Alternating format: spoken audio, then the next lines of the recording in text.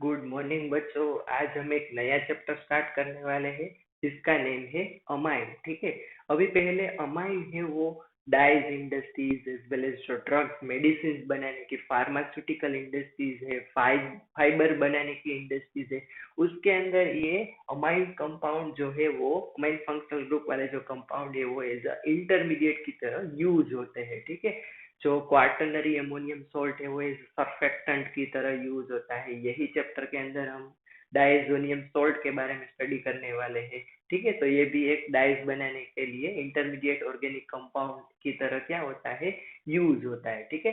तो ये सारे जो उसकी प्रोटीन्स है, पॉलीमर है, विटामिन है, हॉर्मोन्स है, उसके अंदर उसकी जो वेरियस एप्लीकेशन है। हमने पॉलीमर के अंदर ही नाइलॉन टू नाइलॉन 6 देखा था, उसके अंदर उसका जो मोनोमर था ग्लाइसिन और दूसरा मोनोमर था अमीनो कैप्रोइक एसिड। तो उसके अंदर अमाइन फंक्शनल ग्रुप वाला एक अमीनो एसिड है वो आता था।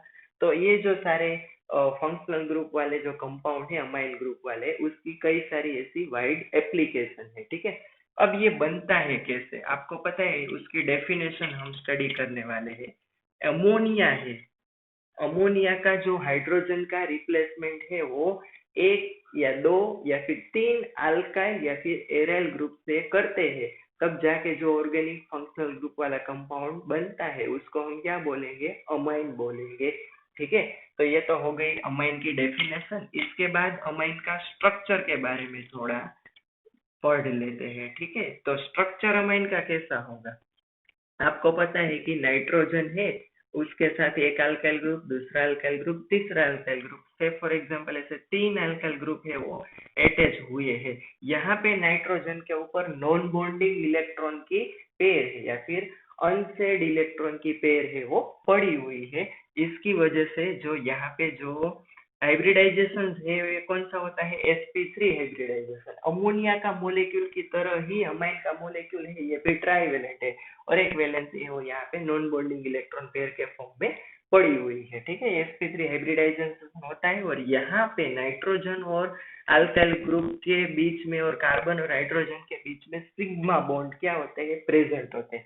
एक्चुअली sp3 हाइब्रिडाइजेशन होता है तो आपको पता है कि जो बॉन्ड एंगल है ये 109.5 डिग्री या फिर 109 डिग्री 28 सेकंड होता है, लेकिन एक्चुअल बॉन्ड एंगल से हमारा बॉन्ड एंगल है ये कम होता है क्योंकि यहाँ पे non bonding electron pair present है। इसकी वजह से एक एग्जांपल हम लेते हैं। यहाँ पे ये CH3, ये CH3, ये CH3, इसको हम ट्राई मिथाइलमाइन बोलते हैं। इसका स्ट्रक्चर पिरामिडल टाइप का स्ट्रक्चर है।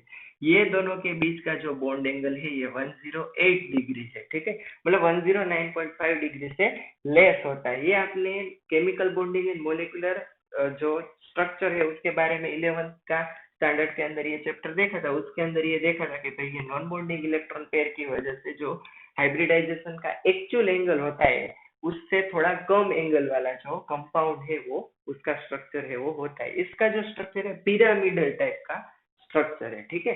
तो ये तो हो गई स्ट्रक्चर की बात, डेफिनेशन की बात। इसके बाद आता है अमाइन का क्लासिफिकेशन। Classification of amine. ठीक है। अमाइन का क्लासिफिकेशन है वो दो तरीके से होता है। एक तो अमोनिया का नंबर ऑफ हाइड्रोजन का रिप्लेसमेंट हम कितने अल्काइल और एलाइल ग्रुप से कर रहे हैं उसके मुताबिक। ठीक है। एक तो ये हो गया अमाइन ग्रुप है, अमोनिया है, अमोनिया का हाइड्रोजन, एक हाइड्रोजन का रिप्लेसमेंट हमने अल्काइल ग्रुप से कर दिया या फिर एराइल ग्रुप से कर दिया, तो इससे जो अमाइन बनता है उसको हम क्या बोलेंगे, प्राइमरी अमाइन बोलेंगे। अगर अमोनिया का दो हाइड्रोजन का रिप्लेसमेंट अल्काइल या फिर एराइल ग्रुप से होता है तो ऐसे अमाइन बनता है उसको हम सेकेंडरी अमाइन बोलेंगे। अगर अमोनिया का तीनों के तीनों हाइड्रोजन का रिप्लेसमेंट अल्काइल या फिर एराइल ग्रुप से होता है तो ऐसे अमाइन जो बनता है उसको हम टर्शियरी अमाइन बोलेंगे। हर एक का एक एक एग्जाम्पल है वो लिख लेते हैं। नोमेनक्लेचर, जब हम नोमेनक्लेचर इसी के बाद का ही टॉपिक है तब हम देखेंगे कि इसका नोमेनक्लेचर किया है। ये CH3NH2 एमोनिया का एक हाइड्रोजन निकाल के हमने CH3 लगा दिया। ठीक है। एमोनिया का दो हाइड्रोजन निकाल के हमने दोनों साइड क्या लगा दिया, CH3 लगा दिया, तो ये सेकेंडरी अमाइन है। एमोनिया का तीनों हाइड्रोजन हमने निकाल के तीनों के तीनों साइड हमने क्या लगा दिया, मिथाइल ग्रुप है लगा दिया, तो यह हो गया टर्शियरी अमाइन। ठीक है, तो प्राइमरी सेकेंडरी टर्शियरी अमाइन एक बेस्ड ऑन जो अमोनिया का कितने हाइड्रोजन का रिप्लेसमेंट होता है अल्काइल या एराइल ग्रुप से उसके मुताबिक। इसके बाद का जो क्लासिफिकेशन है वो अमाइन ग्रुप के आजू बाजू में अगर सेम फंक्शनल ग्रुप प्रेजेंट है तो ऐसे अमाइन को हम बोलेंगे सिंपल अमाइन। ठीक है, से for example CH3 amine group के आजू बाजू में जो दोनों फंक्शनल ग्रुप है वो सेम है तो ऐसे अमाइन को हम सिंपल अमाइन बोलेंगे। यही एग्जांपल एक और दूसरा यही टाइप का ले लेते हैं, इसको भी हम क्या बोलेंगे, सिंपल अमाइन बोलेंगे। क्या यहाँ पे भी इथाइल ग्रुप, यहाँ पे भी इथाइल ग्रुप, तो इसको सिंपल अमाइन बोलेंगे। दूसरा उसका टाइप है मिक्स्ड अमाइन।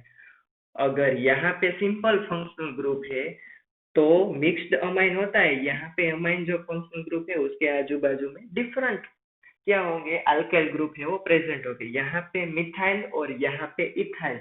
ठीक है, तो ये मिथाइल इथाइल अमाइन है। ठीक है, ये हमें पता है, मतलब इथाइल मिथाइल अमाइन है ये हमें पता है। इथाइल का ई पहले लिखने का, मिथाइल का बाद में लिखने का। लेकिन जो अमाइन फंक्शनल ग्रुप है उसके आजू बाजू में अल्काइल या एराइल ग्रुप डिफरेंट प्रेजेंट होते हैं, तब जाके जो अमाइन बनता है उसको हम क्या बोलेंगे, मिक्स्ड अमाइन बोलेंगे। ठीक है, इसके बाद का जो टॉपिक आता है वो है नोमेनक्लेचर। अब अगर हमें नोमेनक्लेचर अमाइन कंपाउंड के करने हैं तो वो दो तरीके से होंगे, एक तो IUPAC और दूसरा है जनरल। ठीक है, कोई भी कंपाउंड हम ले लेते हैं, एक कार्बन वाला अमाइन लेते हैं, इसका हमें IUPAC नोमेनक्लेचर देना है, तो मतलब एक कार्बन मतलब मीथेन, तो उसका ई निकाल के हमें क्या लगा देने का, अमाइन लगा देने का। ये IUPAC का रूल है। अगर जनरल नोमेनक्लेचर देना हो तो एक कार्बन वाला अल्काइल ग्रुप प्रेजेंट है इसलिए मिथाइल अमाइन। ठीक है, सिमिलरली इसके जैसा एक और हम कंपाउंड है वो ले लेते हैं, ये इसका नेम क्या है, ethyl amine. General name IUPAC name ethane amine. Similarly CH3 CH2 CH2 NH2 इसका जनरल नोमेनक्लेचर क्या है, नॉर्मल प्रोपाइल अमाइन, या फिर IUPAC नोमेनक्लेचर 1 प्रोपेन अमाइन या फिर प्रोपेन 1 अमाइन। ठीक है, इसका ही एक और आइसोमर है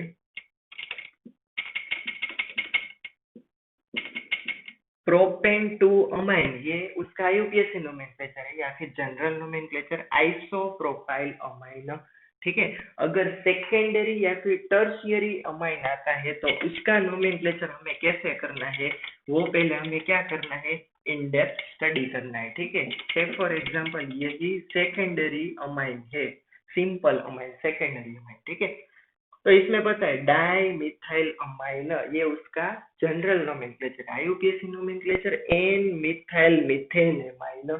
सिमिलरली एक और उसके जैसा CH3 CH2 NH CH2 CH3, तो इसका नोमेनक्लेचर हम कैसे देंगे, आपको पता है कि डाई इथाइल अमाइन, ये है जनरल नोमेनक्लेचर। लेकिन IUPAC nomenclature N ethyl ethane amine, ऐसे तरीके से हम क्या देंगे, नोमेनक्लेचर है वो देंगे।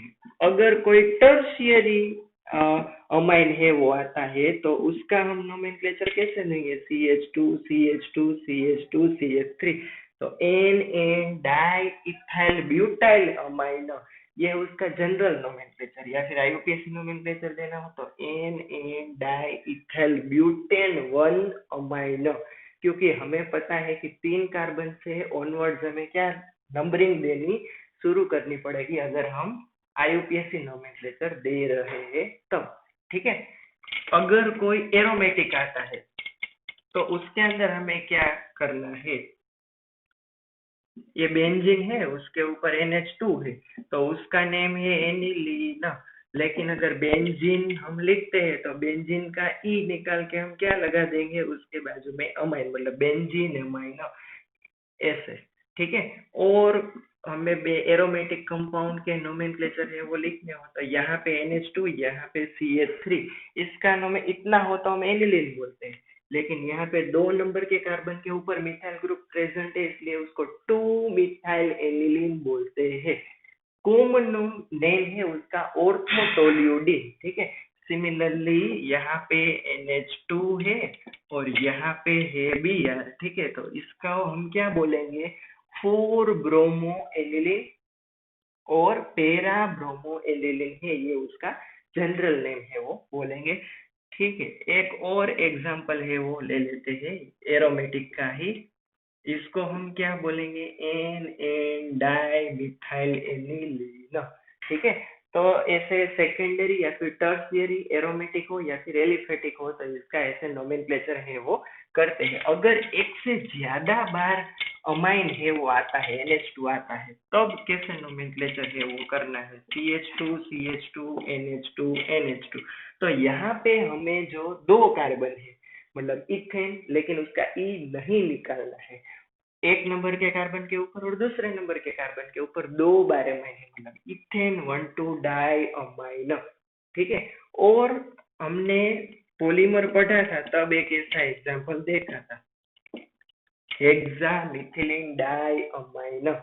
मतलब इसका अगर हमें IUPAC नोमेनक्लेचर देना हो, कितने कार्बन भाई, 6 कार्बन, तो मतलब हेक्सेन 1,6 डाई अमाइन। दो बार अगर NH2 आता है तो हाइड्रोकार्बन की चेन का ई नहीं निकालना है, ये बात आपको खास ध्यान में रखनी है। तब ये सारे रूल्स है वो आप पढ़ लोगे, नोमेनक्लेचर की प्रैक्टिस कर लोगे, तब आपको नोमेनक्लेचर ये चैप्टर के पूरे है वो आ जाएंगे, ठीक है। आज हम यहाँ तक रुकते हैं, कल है वो हम प्रिपरेशन से जो अमाइन कंपाउंड है उसकी प्रिपरेशन से कल का जो टॉपिक है, नेक्स्ट टॉपिक, वो हम स्टार्ट करेंगे, ठीक है।